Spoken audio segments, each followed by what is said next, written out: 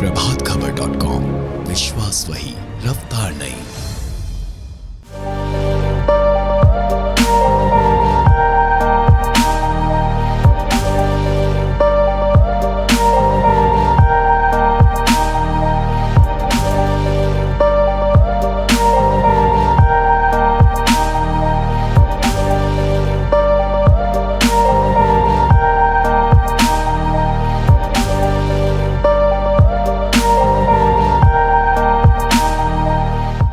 आम महोत्सव में हैं और अलग अलग वैरायटी आपको देखने को मिल रही हैं। हमारे साथ डॉक्टर पीएल सरोज जी हैं, हम उनसे बात करेंगे।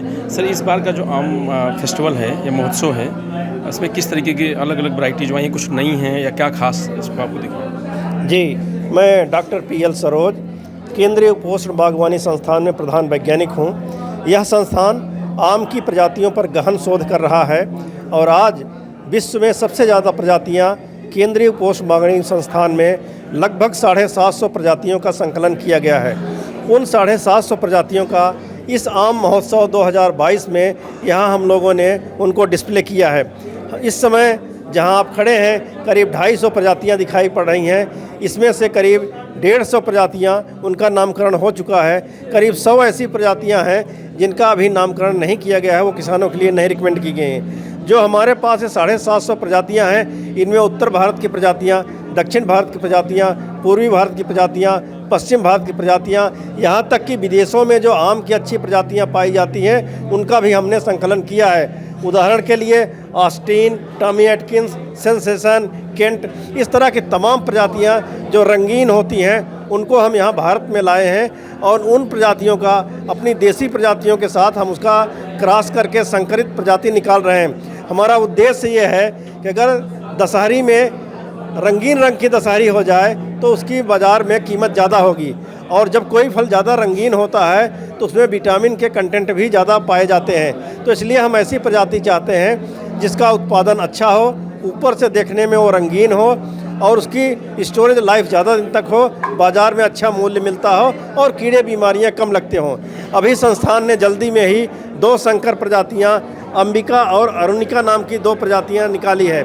ये प्रजातियां ऊपर से देखने में पकने के बाद लाल होती हैं, पौधा मध्यम आकार का होता है। इसमें से अरुणिका एक ऐसी प्रजाति है जो किसान या कोई भी बागवान अपने घर के छत पर भी उसको लगा सकता है। तो इस तरह की प्रजातियां हमने विकास करने की कोशिश की है और इन प्रजातियों में हमने उसका जो कैटेगराइजेशन किया है, कोई प्रजाति जल्दी पकती है, कोई देर में पकती है, कोई मध्यम में पकती है।